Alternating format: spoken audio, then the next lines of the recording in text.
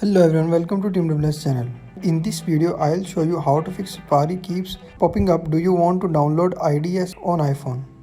So to fix this problem, make sure that block pop-ups and fraudulent website warning are turned on. So to do this, go to Settings app. Next, scroll down and tap on Safari. Make sure that block pop-ups and fraudulent website warning are turned on. If they are turned off, then turn on them. If already turned on, turn off and turn on them. Once done, restart your iPhone.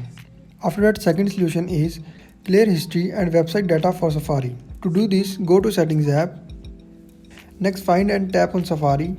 Now tap on clear history and website data.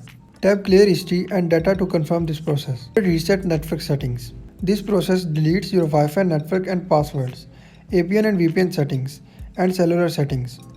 So to do this, go to Settings app, then tap on General.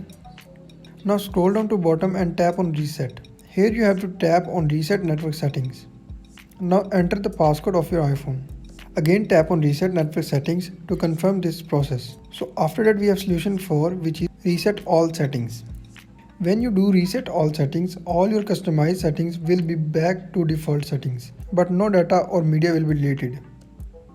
So to do this, open Settings app, find and tap on General, scroll down to bottom and tap on Reset.